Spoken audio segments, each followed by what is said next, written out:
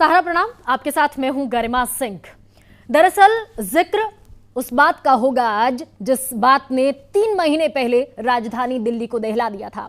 एक तरफ दुनिया के सबसे ताकतवर मुल्क के राष्ट्रपति डोनाल्ड ट्रंप देश के दौरे पर थे, भारत के दौरे पर थे, तो दूसरी तरफ दिल्ली के ही कुछ इलाकों में दंगा भड़क रहा था। और ये ऐसी स्थिति थी जब 53 लोगों ने अपनी जान गंवाई थी, जिसमें सिविलियन भी मौजूद थे, जिसमें पुलिस ऑफिशियल्स भी मौजूद थे। ये वैसी स्थिति थी जब बहुत सारे सवाल थे, और सवाल ये कि आखिर इस हिंसा के पीछे कौन है। कयास ये लगाए जा रहे थे, अंदेशे जाहिर किए जा रहे थे कि कोई ना कोई राजनीतिक लोग इस हिंसा के पीछे हैं। लेकिन अब 3 महीने बाद जब दिल्ली पुलिस ने इस पर चार्जशीट अपनी दायर कर दी है, क्राइम ब्रांच ने कड़कड़डूमा अदालत में अपनी चार्जशीट फाइल कर दी है, तो साफ हुआ है कि इस हिंसा के पीछे मास्टरमाइंड कौन था। इसी पर चर्चा होगी, शुरुआत करते हैं।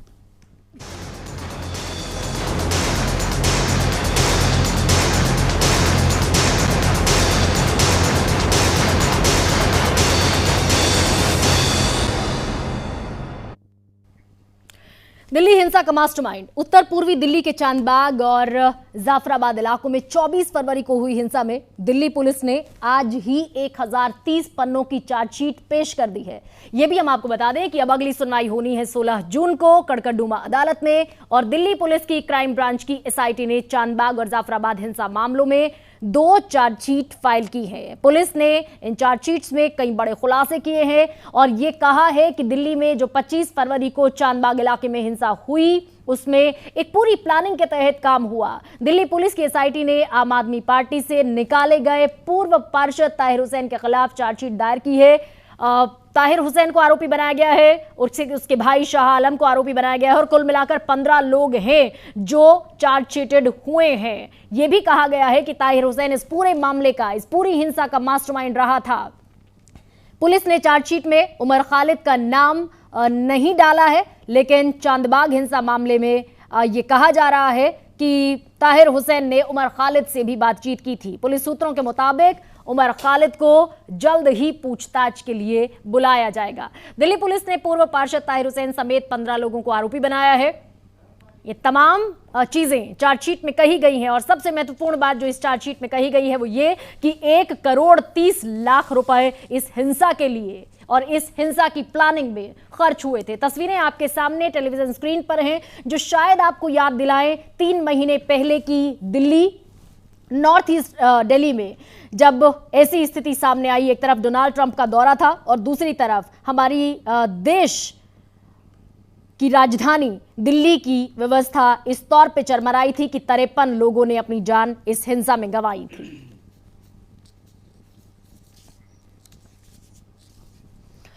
इसी पर हम चर्चा करेंगे कि जो कयास, जो अंदेशा पहले से जाहिर किया गया था, अब वही सच सामने आया है। भास्कर घोष हमारे साथ बीजेपी नेता जुड़ गए हैं इस पैनल में, अनुज आत्रे हमारे साथ कांग्रेस नेता के तौर पर रहेंगे, रमेश मोहन श्रीवास्तव हमारे साथ आम आदमी पार्टी के नेता के तौर पर पैनलिस्ट हैं, और विपिन शर्मा वरिष्ठ पत्रकार के तौर पर इस पैनल का हिस्सा है। सबसे पहला सवाल मेरा रमेश मोहन श्रीवास्तव जी से, जो कि आम आदमी पार्टी का रिप्रेजेंटेशन इस डिबेट में कर रहे हैं। रमेश मोहन जी, सबसे पहला सवाल आपसे कि ताहिर हुसैन ने इसके लिए बाकायदा प्लानिंग की, तमाम उन लोगों से बातचीत की जो सीएए का विरोध कर रहे थे, जो एनआरसी का विरोध कर रहे थे, यहां तक कि उमर खालिद से भी उन्होंने इस बाबत बातचीत की और पूरी प्लानिंग की जिसमें 1,30,00,000 रुपए खर्च हुए। जाहिर है आपका पहला रिएक्शन इस पर यह आएगा कि हमने उनको निष्कासित कर दिया, हमने उन्हें पार्टी से निकाल दिया, लेकिन क्या जब यह घटना प्लान हो रही थी, जो कि आज चार्जशीट में साफ हुआ है, उसके पहले कोई भनक पार्टी के किसी बड़े नेता को नहीं थी?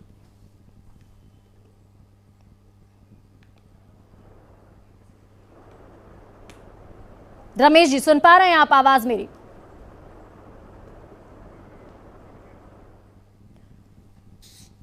रमेश मोहन श्रीवास्तव जी का हम रुख करेंगे, शायद आवाज उन तक मेरी नहीं पहुंच रही है। विपिन शर्मा जी वरिष्ठ पत्रकार के तौर पर हमारे साथ हैं। विपिन जी, सबसे पहला सवाल यही कि क्या यह संभव है क्या कि दिल्ली जैसी जगह जहां पर जरूर यह कहा जाता है कि पूर्ण राज्य का दर्जा नहीं है, जरूर यह कहा जाता है कि दिल्ली पुलिस हमारे अंडर में नहीं है, लेकिन उसके बावजूद 1,30,00,000 रुपए की फंडिंग से जिस बात को प्लान किया जा रहा हो, एक हिंसा की मुकम्मल तैयारी हो, लोगों से बातचीत की जा रही हो, उमर खालिद जैसे लोगों से बातचीत की गई हो और दिल्ली सरकार को इसकी खबर ना हो?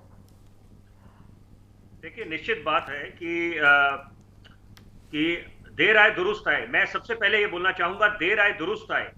अगर अब क्राइम ब्रांच ने चार्जशीट फाइल करी है, देखिए ये अच्छी पहल हुई है, क्योंकि कारण ये है कि जिसने भी दिल्ली को जलाया और जिन लोगों ने अपनी जान गंवाई, वो तो कभी वापस आ नहीं सकते। और अब आप ये देखें कि ये जब जांच हुई है तो निश्चित बात है दूध का दूध और पानी का पानी हो गया। कि अब कि ये बात सामने एक बात निश्चित है कि लोगों को भ्रमित करा गया था, भड़काया गया था, और इसके पीछे देखिए फंडिंग हुई है, निश्चित बात है। और अब आप कोई भी किसी भी सरकार की बात करूं, केंद्र सरकार की बात करें, राज्य सरकारों की बात करें, और निश्चित बात है कि दिल्ली को जो है राज्य का दर्जा नहीं मिला हुआ है, और वो इसके पीछे कारण भी है। लेकिन अब आप पल्ला नहीं झाड़ सकते। कोई भी ये बोले कि हमें चीजों का ज्ञान नहीं था, तो नहीं, मेरा सीधा सवाल to the point sir, to the point मैं आपसे ये पूछना चाहती हूं कि क्या ये प्रैक्टिकल ग्राउंड पर मुमकिन है क्या कि एक पार्षद जैसा आदमी, पार्षद के लेवल का आदमी 1,30,00,000 की फंडिंग लेकर अपने पास से या कहीं और से व्यवस्था करके किसी ऐसी हिंसा को प्लान करता है, बाकायदा उसके घर की छत पर जिस तौर पर विजुअल सामने आए, पेट्रोल बम मिले, तमाम पत्थरबाजी के इंतजामात मिले, क्या ऐसा संभव है? क्या बहुत छोटा सा टू द पॉइंट सवाल है कि व्यवस्था, सरकार इस बाबत उनको पता ना हो, वाकिफ ना हो इस चीज से? देखिए, बात असलियत ये है मुद्दा कि जब ये एक षड्यंत्र था, बिल्कुल निश्चित बात है कि आप जब अगर एसआईटी को भी वहां पर पेट्रोल बम मिले हैं, और देखिए ऐसे तो है नहीं कि जांच नहीं हुई है, जांच पूरी करके ही क्राइम ब्रांच ने अपनी चार्जशीट फाइल करी। और अब ये देखिए कि ये कहना कि सरकार को इस बात का ज्ञान नहीं था, वो एक अलग मुद्दा है। मैं उस पर देखिए वो एक अलग मुद्दा हो गया। लेकिन बहरहाल एक बात निश्चित है कि कोई ना कोई कारण था कि क्या जरूरत आन पड़ी थी कि जब एक तरफ माननीय सर्वोच्च न्यायालय ने वार्ताकार नियुक्त करे थे।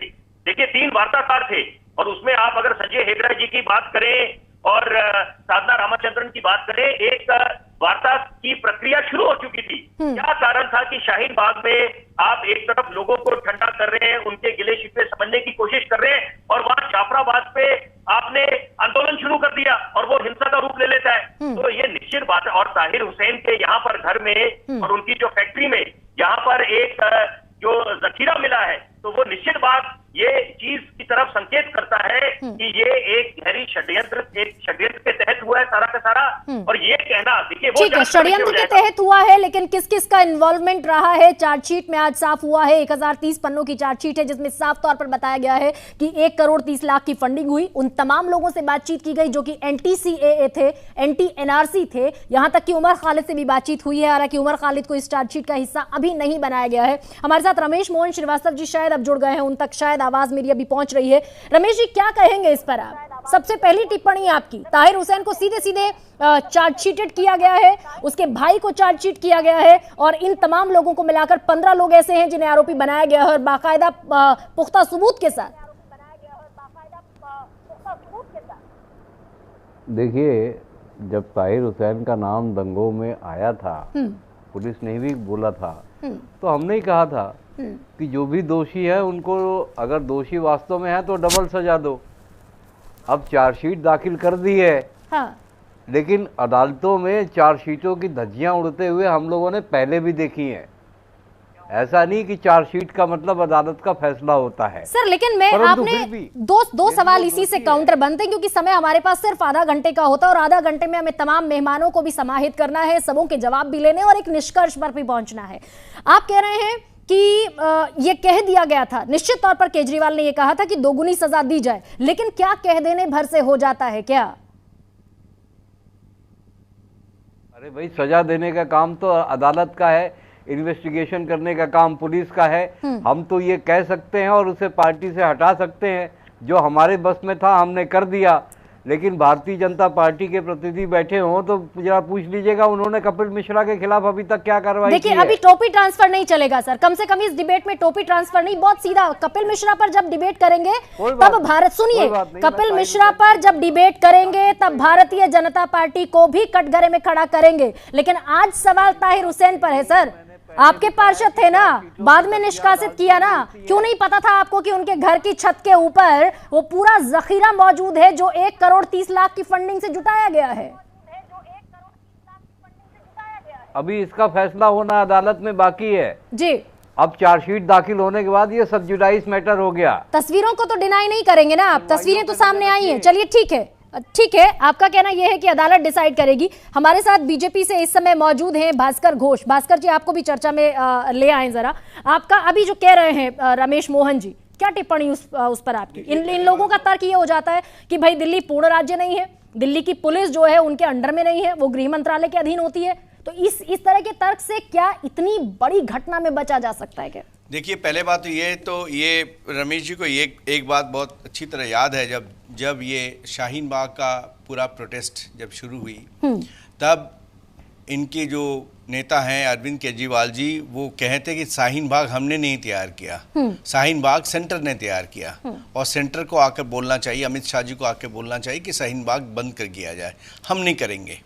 और आज जब नंगे हाथों इन लोग पकड़े गए, इनके अगेंस्ट में इतना बड़ा चार्जशीट फाइल हो गया, और आप जानते हैं कि जाफराबाद का जो केस है उसमें 2 एक्टिविस्ट पकड़े गए, एक तो नताशा नरवाल, एक दिवांगन कलिता, दोनों का जुडिशियल कस्टडी हो गया। और आज जो अंकित शर्मा जैसे होनहार आईबी ऑफिशियल को उन लोग बेरहमी से उन लोग मौत की घात उतार दिए, ये सारा देश देख रही है, सारा जहां देख रही है। उसके बावजूद ही आज वो टीवी में आके कह रहे हैं, किस साहस से कह रहे हैं कि ये भारतीय जनता पार्टी का पुलिस है और इनके चार्जशीट जो दिए हैं वो अदालत में प्रूफ करने की बात है। मैं तो ये कहता हूं कि आज इस देश का सबसे बड़ा दुर्भाग्य है कि हमारे जो पार्टी रीजनल पार्टीज हैं, ये अपने मकसद के लिए कुछ भी कर सकते हैं। आज देखिए, जहां पे एक पुलिस को हेड कांस्टेबल को मारा गया, वो शाहरुख पठान जो है सबके सामने वो गोली तान के, सीना तान के गोली चलाते हैं, और इसके बावजूद भी आज आम आदमी पार्टी का एक भी नेता इसका केस पे बयान नहीं देते हैं। कार्रवाई तो करना दूर की बात है, बयान भी नहीं देते हैं। आज वो बयान देकर अपने आप को समर्थन कर रहे हैं कि चार्जशीट आज अदालत में अगर फर्जी प्रूफ हो गया तो शायद सबसे बड़ा राहत इनका होगा। तो आज अब देशद्रोह, राष्ट्रद्रोह का बात जो है, आज देशभक्ति और राष्ट्र का निर्माण की बात जब आते हैं, तब इन लोगों ने कहते हैं कि अदालत के ऊपर छोड़ देते हैं। एक काउंटर क्वेश्चन मेरा आपसे भी है भास्कर जी, कि ठीक है, आम आदमी पार्टी तो यकीनन सवालों के घेरे में है, जिस तौर पर दिल्ली में इतनी बड़ी हिंसा को प्लांट किया गया और उसके बाद आज चार्जशीट डाली है, फाइल किए गए, 2500 के अरेस्ट किए गए हैं। ठीक है, उसके बावजूद भी ये कह रहे हैं कि अदालत में प्रूफ होना बाकी है।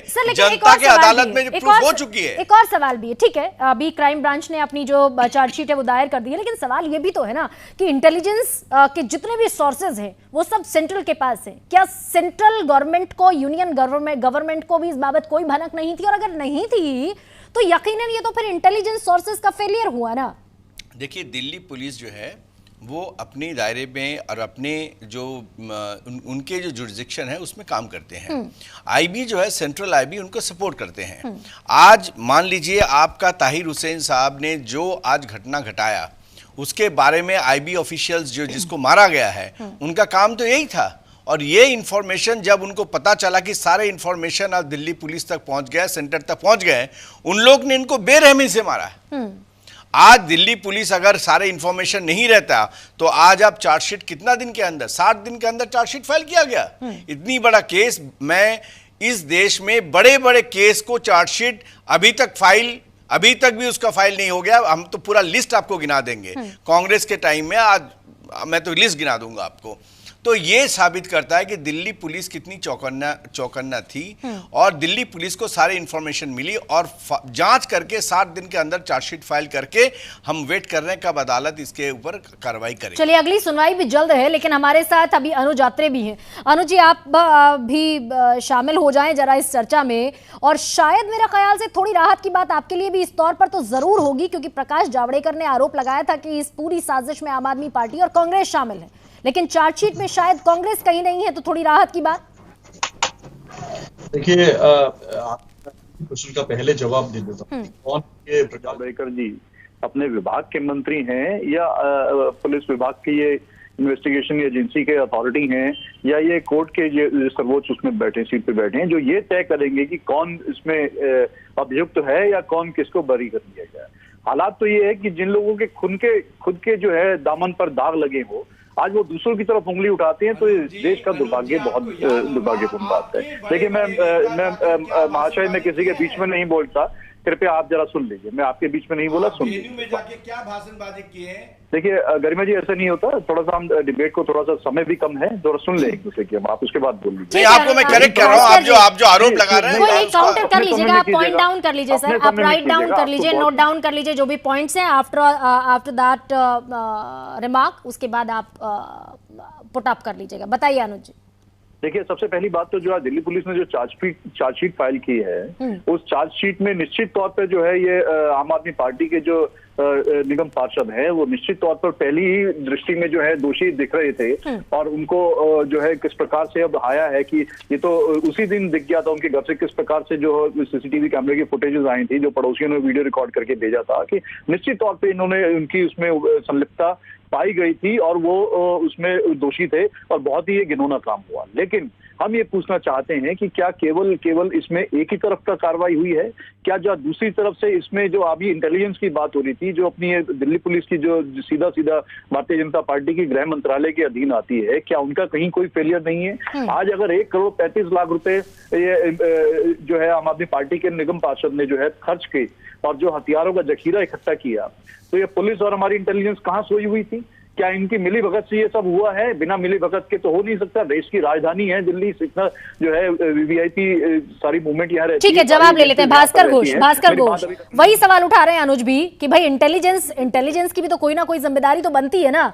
अगर इतने दिनों से ये प्लान किया जा रहा था, इसके लिए बाकायदा फंडिंग जुटाई जा रही थी, तो फिर इंटेलिजेंस सोर्सेस फिर किस काम के? पहले बात तो हम उनको याद दिला देते हैं कि राइट का कैसे इन्वेस्टिगेशन होता है, इस देश को कांग्रेस ने पहले सिखाया। 1984 जो सिख दंगे लगे, उस राइट के इन्वेस्टिगेशन कैसे इन्होंने किया, और इनका जो नेता उन्होंने क्या वहां पे टिप्पणी किया, ये बड़े पेड़ अगर गिर जाते हैं तो छोटे छोटे पेड़ मर जाते हैं। इनसे मैं उम्मीद भी नहीं करता हूँ कि ये कोई, मैं कह रहा हूं इनसे कैसे, भास्कर जी मैं बस एक बात यहाँ पर कहना चाहती हूँ, उम्मीद भी नहीं करता हूँ कि ये प्रॉपर ढंग से चार्जशीट पेश करते हैं। जनता पार्टी से नहीं, मैं यहाँ पर ये जरूर कहना चाहती हूँ कि कम से कम 1984 के बाद दिल्ली इतना बड़ा दंगे देखा नहीं। मैं इसलिए इसका जिक्र कर रहा हूँ कि 1984 के बाद दिल्ली में इतने बड़े दंगे हुए नहीं, और इस दंगे में जाकर के इनका कपिल सिब्बल साहब और इनके चेयरपर्सन जिस तरह के टिप्पणी किए वो आप जानते हैं। अपनी जिम्मेदारी से फिर भी नहीं बचेंगे ना सर आप। ठीक है, 84 में जो हुआ उसके लिए तमाम अदालतें लगी, उसके लिए तमाम 84 के दंगे का रिपोर्ट कब पेश हुई? आज ये दंगे का रिपोर्ट हमने 2 महीना के अंदर दंगे का रिपोर्ट सारे चार्जशीट फाइल कर गया। आप बताइए ऑन रिकॉर्ड 84 के दंगे का रिपोर्ट कब सबमिट हुआ? To the point sir, to the point जवाब नहीं, उसको छोड़िए। 84 को जब डिस्कस करेंगे तो 84 पर जवाब लेंगे। दिल्ली कोई दंगे देखा नहीं है अनुज जी। दिल्ली के जनता 84 के बाद कोई दंगे ही देखे नहीं है। ये पहले दंगे 84 के बाद हुआ। बताइए अनुज जी, 84 के दंगे का चार्जशीट आप कितने दिन में पेश किए थे? आप परफॉर्मेंस की बात कर रहे हैं। 84 के दंगे का चार्जशीट कितना दिन में पेश किए थे? और इस दंगे का चार्जशीट मैंने 60 दिन के अंदर पेश कर दिया। भास्कर जी जवाब सुन लीजिए, अनुज आत्रे कुछ कह रहे हैं, उनका जवाब भी सुन लीजिए। जी अनुज आत्रे। देखिए, आज ये अपनी इसको मुझे लगता है अचीवमेंट मान रही है भारतीय जनता पार्टी की। देखिए, हमने जो है 1984 के बाद अब 2020 में जाके दंगे करवाए। आज ये पूछना चाहते हैं कि 53 लोगों की जानी गई इस दंगों में, दिल्ली के दंगों में। उन 53 लोगों में से 90% लोगों की जो है गन शॉट से जान गई। ये पूछना चाहते हैं कि एक तो खाली एक ये ताहिर हुसैन की बात अगर करें, उसके अलावा जो लोग मर गए उनके लिए जो इन्होंने मारा है वो बंदूकें और हथियार और गोली कहां से आई, कारतूस कहां से आई दिल्ली की जनता के पास?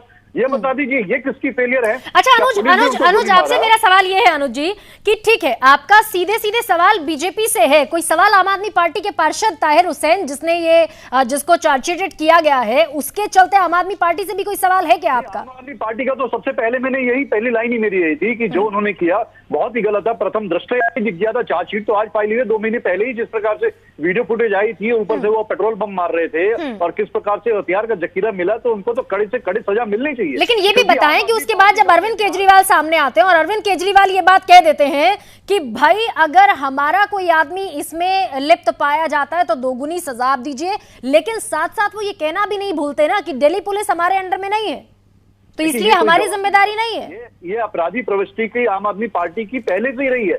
पिछले कार्यकाल में भी अगर देखें, ये तो एक निगम पार्षद क्रिमिनल केसेस में आया है। हाँ। उससे पहले तमाम इनके एमएलए मिनिस्टर्स वो भी जो है कहीं ना कहीं अपराधी प्रवृत्तियों में सर उसके बावजूद 3 एमएलए लेकर आप सरकार बना लेते हैं उनके साथ।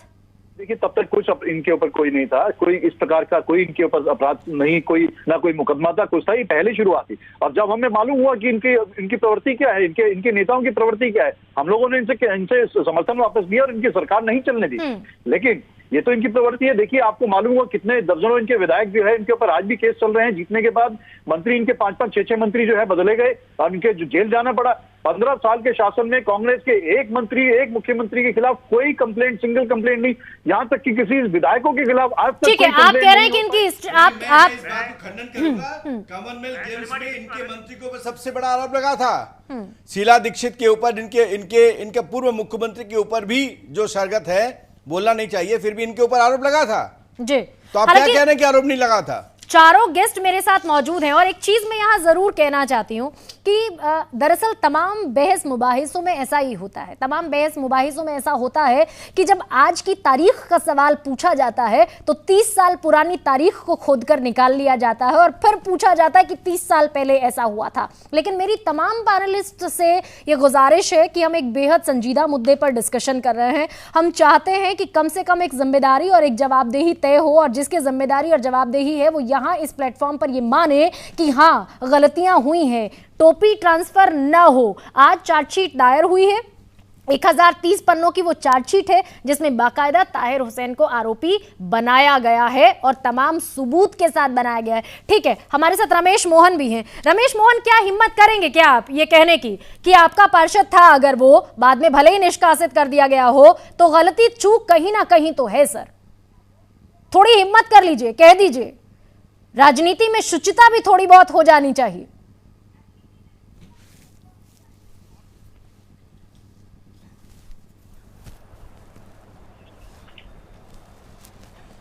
मैडम प्लीज रिपीट करिए, आप क्या पूछना चाहते हैं? रमेश जी, मेरा सवाल नहीं है, दरअसल मेरा आपसे ये कहना है कि आम आदमी पार्टी का वो पार्षद था ताहिर हुसैन जिसको आज चार्जशीटेड किया गया है, तो थोड़ी शुचिता तो राजनीति में भी होनी चाहिए ना, थोड़ी हिम्मत होनी चाहिए सच को सच कहने की कि हाँ गलती हुई है, चूक हुई है। एक गलत आदमी आम आदमी पार्टी को रिप्रेजेंट कर रहा था।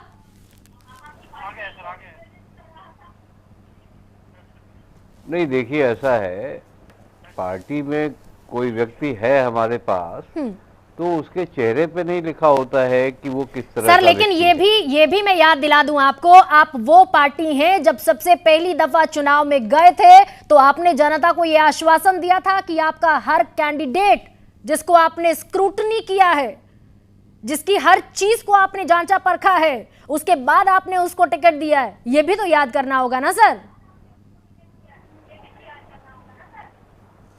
नहीं, मैं आपकी बात से सहमत नहीं हूँ। मेरा निवेदन ये है कि आम आदमी पार्टी को इन इक्का दुक्का घटनाओं के आधार पर उसका मूल्यांकन नहीं होना चाहिए। हमारा आंदोलन का इतिहास है, सरकार चला रहे हैं पिछले 6-7 साल से, जनता की सेवा कर रहे हैं, उसके आधार पे चुनाव लड़ रहे हैं और उसके आधार पर हम जीत करके वापस आ रहे हैं। आप नहीं मानते थे कि ताहिर हुसैन जैसा आदमी अगर रिप्रेजेंट कर रहा था आम आदमी पार्टी को तो गलत था? आप नहीं मानते? नहीं मैडम, मुझे ये मानने में संकोच होगा जी, क्योंकि आपका ऑब्जर्वेशन सच्चाई पे आधारित नहीं है। सर ये मेरा ऑब्जर्वेशन नहीं है, मैं माफी चाहती हूँ, ये क्राइम ब्रांच का ऑब्जर्वेशन है। क्राइम ब्रांच ने अपनी तमाम इन्वेस्टिगेशंस के बाद वो चार्जशीट दायर की है आज अदालत में। ये मेरा ऑब्जर्वेशन नहीं है सर। कोई बात नहीं है, अदालत में हाजी ताहिर हुसैन अपने वकीलों के माध्यम से उसका सामना करेंगे। और आप मैडम भूल क्यों रही हैं, 2002 और 1984 के दंगों में भी बहुत सी चार्जशीटें दाखिल हुई थी। मैंने उस बात के लिए सर मैंने ऑब्जेक्ट किया है, उस बात के लिए भास्कर जी को भी, अनुज जी को भी। अगेन जब कोई तर्क नहीं है तो कुतर्क का सहारा क्यों सर? सीधे कहिए ना कि हाँ एक गलत निर्णय था, ताहिर हुसैन एक सही आदमी नहीं था, सीधे कहिए। आप डिफेंड क्यों कर रहे हैं ताहिर हुसैन को सर? मैडम अभी वो दोषी साबित नहीं हुआ ठीक है। इंडियन ज्यूरिस्प्रूडेंस में है कि जब तक कोई दोषी साबित ना हो सुन लीजिए तब तक उसे अपराधी करार देना उचित नहीं है। हाँ। आरोप लगा, ठीक है, तो फिर निष्कासित क्यों कर दिया आपने निष्कासित क्यों कर दिया? अब ये अगर आपको डिफेंड ही करना था तो बनाए रखते पार्टी में, अदालत का अंतिम फैसला आ जाने देते, तब आप उस पर कोई फैसला लेते। हम डिफेंड कहाँ कर रहे हैं, हम तो सीधा कर रहे हैं अदालत उसे दोषी पाती है तो दोगुनी सजा दे जी। हम यानी सीधे कहिए ना सर कि आम आदमी पार्टी को वो आदमी रिप्रेजेंट कर रहा था, तो ये कहीं ना कहीं चूक थी। गलती भी मत मानिए, चूक तो मानिए ना कम से कम। नहीं, अभी उस चार्जशीट की वैधता और उसकी सच्चाई अदालत में साबित होनी बाकी है। ठीक है सर, ठीक है, समझ में आ रहा है। आप लोगों का जो तरीका है या आप लोगों की जो मंशा है वो भी समझ में आ रही है। एक कंक्लूडिंग रिमार्क ले लेते हैं विपिन जी से। विपिन जी हमारे साथ बने हुए हैं।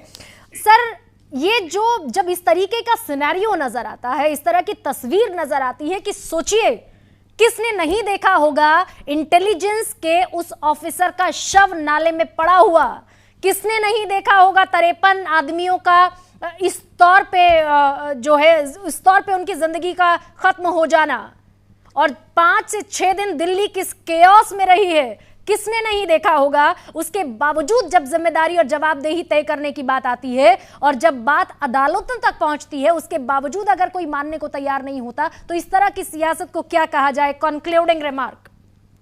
देखिए, इससे ज्यादा दुख की बात नहीं हो सकती। मैं बिल्कुल देखिए आपत्ति उठाता हूं कि जब रमेश मोहन श्रीवास्तव ये बात बोल रहे हैं कि इक्का दुक्का, आप इक्का दुक्का इन वारदातों के हिसाब से मूल्यांकन नहीं कर सकते आम आदमी पार्टी का। देखिए, जो गलत है उसको गलत बोला जाएगा और जिसकी निंदा करनी है उसकी निंदा करनी चाहिए। और यहाँ पर आप देखिए कि तार किस चीज से जुड़े हुए हैं। हम आज चर्चा करी, अगर हम जाफराबाद की बात करते हैं, चांदबाग की बात करते हैं, तो इसके तार सीधे शाहीन बाग से जुड़े हुए थे। और जब कोरोना के समय भी इनको वहां पर खाली कराया गया तो वहां पर भी ये बात बोलते गए, हम दोबारा आएंगे। देखिए, ये तो एक निश्चित बात है कि जो रहनुमा बनते हैं तो वहां पर विपक्ष की भी एक भूमिका बनती थी कि आप कम से कम आग में घी ना डालें। मैं सारे विपक्षी नेताओं की बात नहीं कर रहा, सारे राजनीतिक दलों की बात नहीं कर रहा, लेकिन जो लोग, देखिए, जिन लोगों का भी दायित्व बनता है विपक्ष का कि वो आपको चाहते ना कि आग में घी डालते, और ये नतीजा आपके सामने है। कितनी जान माल को नुकसान हुआ, वो लोग चले गए, क्या आप उपाय कर पाएंगे कभी? और आज अभी आप देखिए कि पहले 144 की धारा लगाई गई इस करके की दंगे रुकवाने के लिए, और उसके बाद हम कोरोना काल में जी रहे हैं। वहां पर अलग महीने थे जब 144 की धारा। तो ये समझना पड़ेगा कि आप एक तरफ जब आप कथनी और कथनी में फर्क नहीं होना चाहिए। आप बोलते तो हैं कि देखिए हम अमन शांति चाहते हैं, तो यहाँ पर सबका दायित्व बनता है, पक्ष का भी बनता है, विपक्ष का भी बनता है। और यहाँ पर मैं एक बात बोलना चाहूंगा कि शर्जील इमाम ने जब ये बात करी थी कि हम लोग पूरा नॉर्थ ईस्ट को कट ऑफ कर देंगे, देखिए कहीं ना कहीं आपने आग में घी डालने का काम किया है। तो और अब अगर सजा मिलेगी और ये चार्जशीट फाइल हो रही है तो उसका स्वागत होना चाहिए।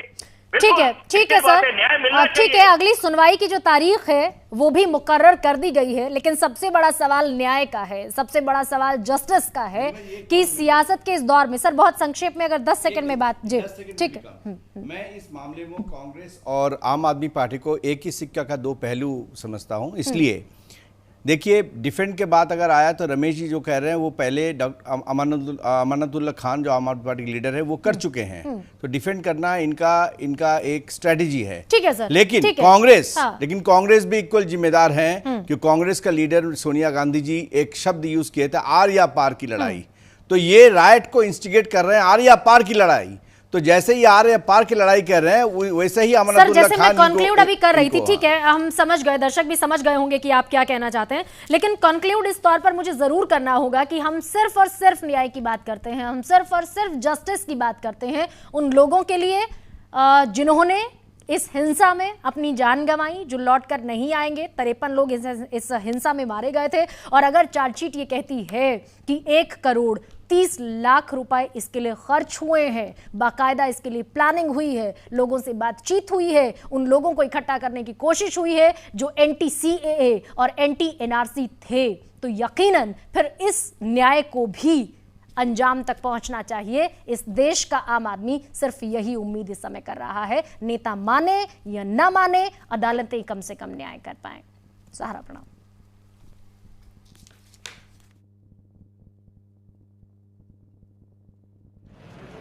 हेलो